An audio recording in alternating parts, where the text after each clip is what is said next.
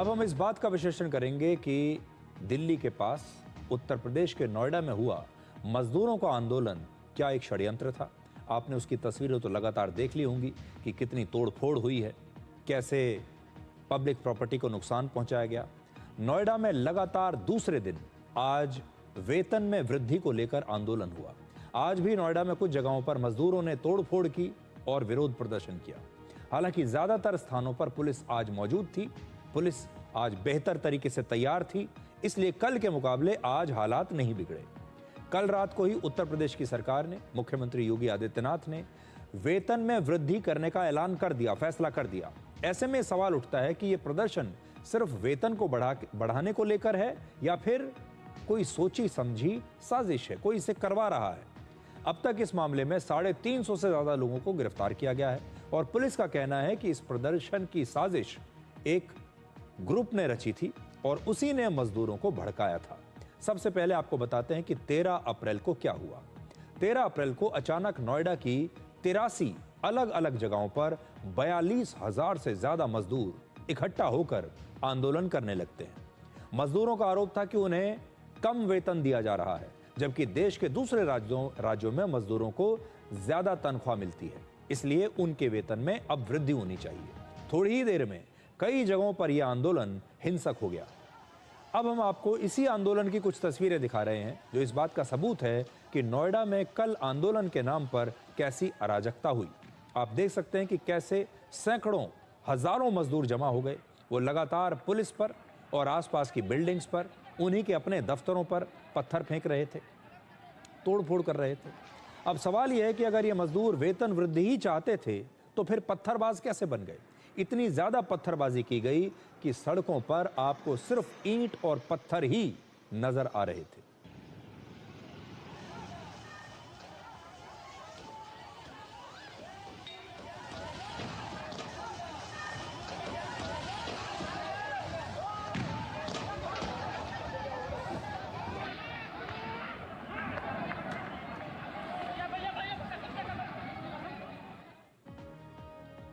अब दूसरी तस्वीर देखिए। आंदोलन करने वाले इन मजदूरों ने गाड़ियों को भी बहुत नुकसान पहुंचाया। कई गाड़ियों को उन्होंने आग लगा दी। पुलिस की गाड़ियों पर भी हमला किया और पुलिस की कई गाड़ियों में भी उन्होंने आग लगाई। आसपास फैक्ट्रियों में तोड़फोड़ की गई। आसपास के जो दफ्तर थे, ऑफिसेज थे, उन्हें तोड़ दिया गया। जो फैक्ट्री मजदूरों को रोजगार दे रही है, अब ये सोचने वाली बात है, जिन फैक्ट्रियों से इन मजदूरों को रोजगार मिल रहा है, जहां से इनके परिवार चल रहे हैं, जिस फैक्ट्री के वेतन से मजदूरों के घरों में चूल्हा जलता है, उसी फैक्ट्री को मजदूर अब बर्बाद कर देना चाहते हैं। इन मजदूरों की वजह से दूसरे लोग जो हैं नौकरी पर जा रहे थे, जो दूसरे वर्कर्स हैं, जो दूसरे मजदूर हैं, जो दूसरे श्रमिक हैं, वो भी इस आंदोलन के कारण कई घंटों तक सड़कों पर जाम में फंसे रहे। अब आप इस आंदोलन की कुछ दूसरी तस्वीरें देखिए और सोचिए कि क्या वाकई में ये एक शांतिपूर्ण आंदोलन था।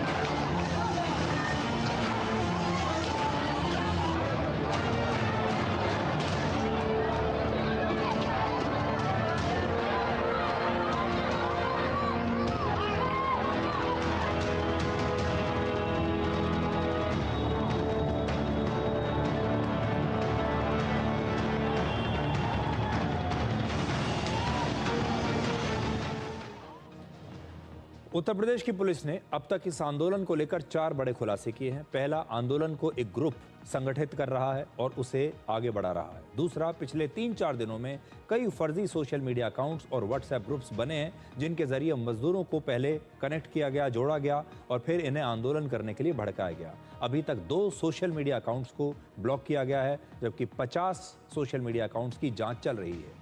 तीसरा, मजदूरों के बीच ये अफवाह फैलाई गई कि केंद्र सरकार ने हर महीने 20,000 रुपए की न्यूनतम मजदूरी तय कर दी है, ये अफवाह फैलाई गई। और चौथा, इस प्रदर्शन के दौरान कुछ ऐसे लोगों को भी पकड़ा गया जो किसी फैक्ट्री में काम ही नहीं करते, जो मजदूर हैं ही नहीं। इन लोगों को सिर्फ हंगामा और तोड़फोड़ करने के लिए यहां बुलाया गया था। पुलिस का कहना है कि मजदूरों को फैक्ट्री में तोड़फोड़ करने और आग लगाने के लिए किसी ने भड़काया था। कई ऐसे पिछले 2 दिनों में व्हाट्सएप ग्रुप श्रमिकों के बनाए गए हैं, जिसमें QR कोड स्कैन करके और उनको व्हाट्सएप में ग्रुप में ज्वाइन कराया जा रहा है। इसका मतलब सिस्टमैटिक रूप से पीछे से काम करने वाला एक संगठित गिरोह है।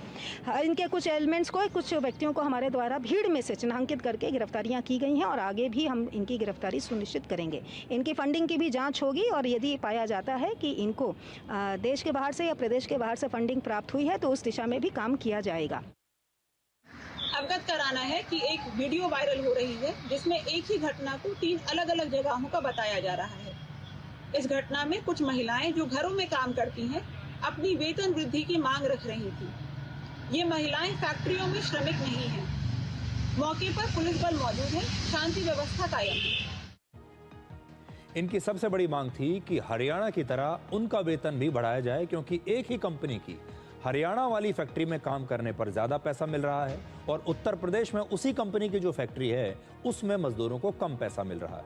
इस महीने 9 अप्रैल को हरियाणा सरकार ने न्यूनतम मजदूरी में 35% की वृद्धि कर दी। इस तरह मजदूरों का वेतन अब अलग अलग श्रेणियों में बढ़कर 15,000 से लेकर 19,000 रुपए प्रति महीना कर दिया गया हरियाणा में। तो ये हरियाणा ने जब न्यूनतम सैलरी अपनी जो होती है वो मजदूरों की बढ़ा दी, अकुशल जो हैं, जो अनस्किल्ड हैं, 15,000 से लेकर अब 19,000 रुपए के बीच हरियाणा में मजदूरों की न्यूनतम सैलरी है। दिल्ली में भी मजदूरों का वेतन उत्तर प्रदेश से ज्यादा है। ये आप दिल्ली का देख लीजिए, दिल्ली में है 18,000 से लेकर 22,000 तक न्यूनतम वेतन, इससे कम आप नहीं दे सकते। इस आंदोलन के बाद उत्तर प्रदेश की सरकार ने भी 13 अप्रैल की रात को ही मजदूरों का वेतन बढ़ाने का फैसला किया। 3 अलग अलग इलाकों और 3 श्रेणियों में यह बढ़ा दिया गया। जैसे गौतम बुद्ध नगर और गाजियाबाद में मजदूरों का वेतन अब 13,500 से लेकर 16,500 रुपए प्रति महीना होगा मिनिमम। इसी तरह नगर निगम वाले जिलों में वेतन बढ़ाकर हर महीने 13,000 रुपए से लेकर 16,000 रुपए, और उत्तर प्रदेश के अन्य जिलों में यह होगा 12,000 रुपए से 15,000 रुपए। ये न्यूनतम वेतन है। ये बढ़ी हुई जो सैलरी है 1 अप्रैल से लागू भी कर दी गई। उत्तर प्रदेश सरकार ने मजदूरों को हर साल बोनस और ओवरटाइम पर दुगना वेतन जैसी मांगों को भी स्वीकार कर लिया, और अब उत्तर प्रदेश में मजदूरों के वेतन वृद्धि के बावजूद अब भी हरियाणा और दिल्ली के मुकाबले ये पैसा अब भी कम है। पूरे भारत में मजदूरों का एक समान न्यूनतम वेतन नहीं है। देखिए जड़ क्या है, हर राज्य में न्यूनतम वेतन अलग अलग है। मजदूरों का वेतन किसी राज्य, शहर और काम की श्रेणी के अनुसार अलग अलग होता है। इसलिए दिल्ली, हरियाणा, यूपी या महाराष्ट्र जैसे राज्यों में अलग अलग न्यूनतम वेतन है। आप जिस राज्य में रहते हैं वहां के लेबर डिपार्टमेंट से वेतन के बारे में आप पता कर सकते हैं। हर राज्य का लेबर डिपार्टमेंट अलग अलग श्रेणियों के आधार पर न्यूनतम वेतन की जानकारी अपने वेबसाइट पर जारी करता है। अगर आपको या आपके आसपास कोई ऐसा मजदूर है जिसे कम वेतन मिल रहा हो, तो आप अपने जिले के लेबर ऑफिसर या अपने राज्य के लेबर डिपार्टमेंट में इसकी शिकायत कर सकते हैं। इसके अलावा केंद्र सरकार के श्रम मंत्रालय में भी आप अपनी शिकायत भेज सकते हैं। ये नंबर आपके स्क्रीन पर है, यहाँ पर आप शिकायत कर सकते हैं इस फोन नंबर पर। इन मजदूरों ने तोड़फोड़ और आगजनी करके अपनी तनख्वाहें तो बढ़वा ली, लेकिन अगर इन फैक्ट्री चलाने वाली कंपनियों ने कुछ दिनों के बाद इन मजदूरों की जगह रोबोट्स रख लिए या फिर ऑटोमेटेड मशीन्स लगा ली, तो इन मजदूरों की नौकरियां चली जाएंगी और तब ये बेरोजगार हो जाएंगे। आज सबसे बड़ा सवाल यह है कि क्या बढ़ती तनख्वाह मजदूरों की जीत है या उनकी नौकरी के लिए एक बड़ा खतरा, क्योंकि आज का ये मजदूर आंदोलन कल मशीनों के लिए एक नया रास्ता खोल सकता है। नोएडा में हजारों मजदूर सड़कों पर उतर आए। उनकी मांग थी ज्यादा वेतन और बेहतर काम करने का एनवायरनमेंट। लगभग 42,000 मजदूरों ने विरोध प्रदर्शन किया, हिंसा की, तोड़फोड़ की।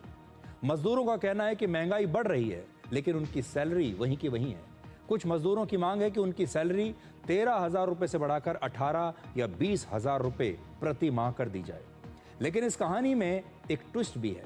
जैसे जैसे मजदूरी बढ़ेगी, वैसे वैसे फैक्ट्रियों में एक नया खिलाड़ी आएगा, जिसका नाम है रोबोट और ऑटोमेशन। आज भारत में प्रति 10,000 मजदूरों पर सिर्फ 30 रोबोट्स हैं, जबकि चीन में यह संख्या 470 है। सिंगापुर में 770 और साउथ कोरिया में तो 1220 रोबोट्स हैं प्रति 10,000 मजदूरों पर। यानी भारत अभी इस मामले में पीछे चल रहा है, लेकिन बहुत जल्द ये संख्या तेजी से बढ़ भी सकती है। पिछले एक महीने में हरियाणा सरकार मजदूरों की तनख्वाहों में 35% और यूपी सरकार 21% की वृद्धि कर चुकी है। नोएडा में जिस तरह से मजदूरों ने फैक्ट्रियों में तोड़फोड़ की और गाड़ियों में आग लगाई, इन तस्वीरों को देखकर अब हर फैक्ट्री मालिक यही सोच रहा होगा कि फैक्ट्रियों में ऑटोमेटेड मशीन और रोबोट लगाना ज्यादा सस्ता और फायदेमंद होगा, क्योंकि मशीनें कभी हड़ताल नहीं करेंगी, 24 घंटे बिना रुके काम करेंगी और उन्हें कोई ओवर टाइम भी नहीं देना पड़ेगा। सबसे बड़ी बात, मशीनों से काम में गलतियां भी कम होंगी। रोबोट्स और ऑटोमेशन से कम लागत में ज्यादा प्रोडक्शन होगा।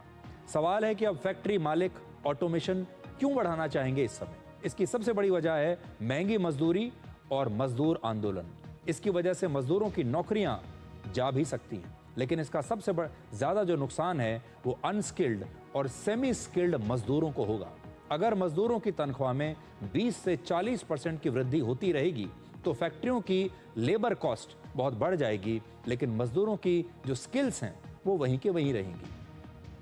आज दुनिया भर के बाजार में भारत की सबसे बड़ी ताकत है उसका सस्ता लेबर, लेकिन महंगी मजदूरी की वजह से भारत की ये ताकत भी कमजोर हो सकती है।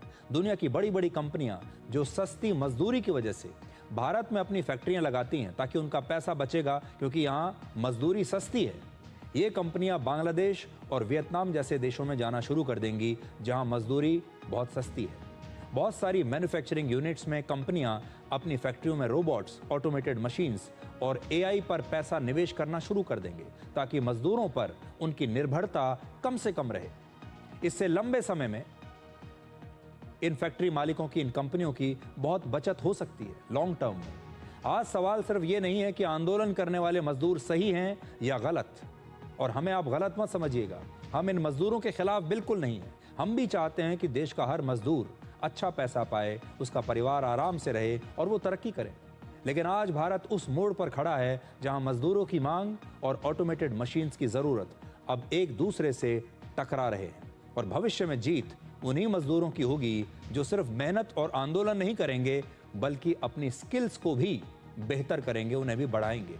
इसका एक ही रास्ता है कि अगर मजदूरी महंगी हो रही है तो प्रोडक्शन को भी उसी अनुपात से बढ़ाना होगा। नोएडा में फैक्ट्री वर्कर्स की तनख्वाह बढ़ने के बाद अब घरों में काम